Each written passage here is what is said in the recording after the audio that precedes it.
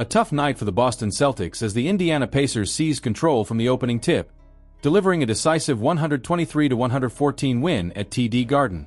It was a statement game for Indiana, who clinched the season series and proved that their earlier loss to Boston was nothing more than a wake-up call. From the start, Indiana made their intentions clear.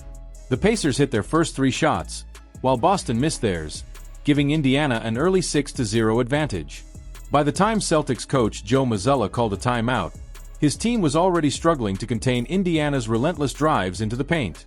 The Pacers dominated inside, scoring 66 points in the paint, a glaring weakness Boston couldn't address all night.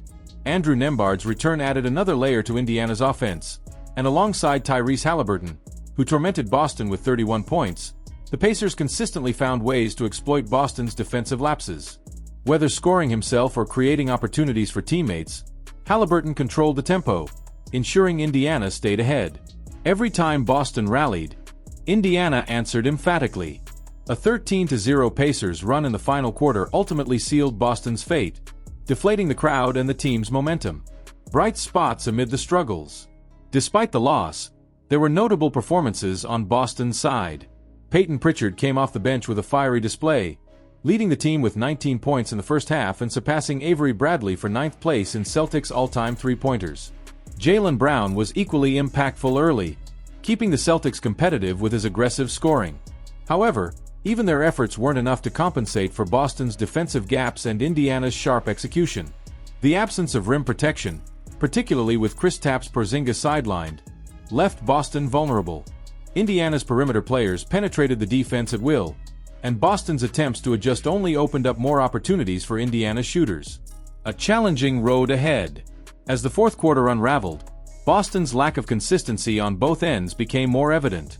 Turnovers and missed assignments allowed Indiana to stretch their lead, leaving Boston scrambling to recover. Despite flashes of brilliance, like Al Horford's clutch three-pointer and Jason Tatum's timely and one, the Celtics couldn't string together the stops they needed.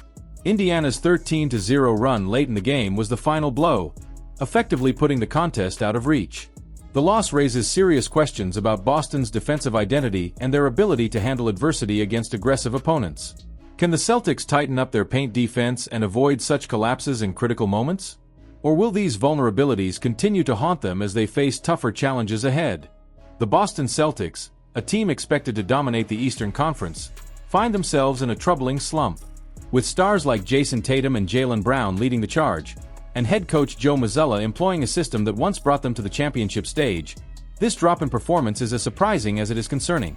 Over the last 6 games, the Celtics have managed just 2 wins while suffering 4 losses, allowing the Cleveland Cavaliers to pull ahead and the New York Knicks to close in fast. Sunday night was another bitter pill to swallow for Boston fans. A 123-114 loss to the Indiana Pacers.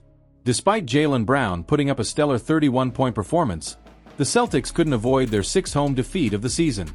Brown himself isn't shying away from identifying what's gone wrong. "We've got to get back to emphasizing the defensive side of the ball," Brown admitted in a post-game interview with Celtics on CLNS. "Our intensity has slipped over the last few games. Teams are pressuring us, being physical, and we've got to bring that same energy back to them." What's behind the Celtics slump? Sunday's loss to the Pacers highlighted exactly what Brown is talking about.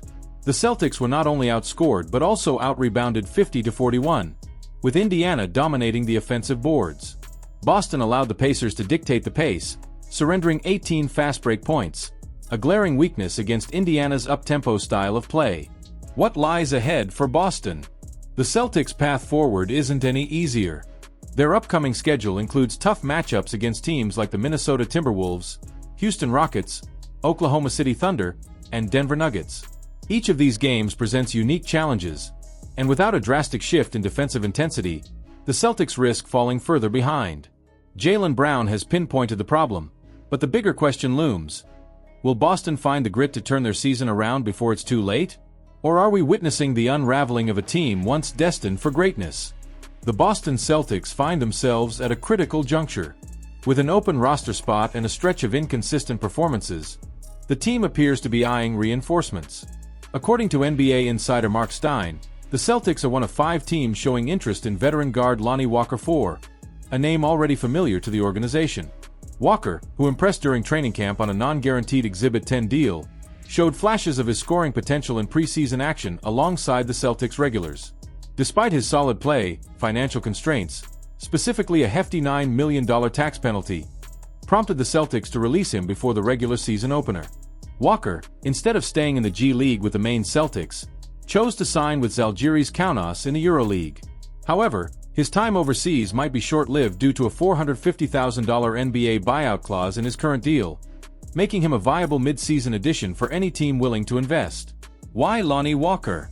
The Celtics' interest is driven by a noticeable gap in bench production. Aside from Peyton Pritchard and Sam Hauser, Boston's younger wings have struggled to provide consistent contributions, though rookie Jordan Walsh has shown defensive promise in recent games. Walker could offer an immediate scoring boost off the bench, particularly in situations where the team is short-handed or looking to ease the workload on veterans like Drew Holiday. Financial flexibility could also play a role. The Celtics might need to move Jaden Springer and his $4 million salary to create space for Walker. Despite efforts to trade Springer during training camp, no suitors emerged. A deal would likely require attaching draft assets to make the move palatable for other teams. The clock is ticking. As Boston battles through a rough patch, losing 4 of their last 6 games and clinging to the number 2 seed by a single game over the surging Knicks, urgency is mounting. The 76ers, Timberwolves, Heat, and Nuggets are also reportedly in the mix for Walker, raising the stakes for Boston to act decisively. Will the Celtics make a bold move to stabilize their season and bolster their bench?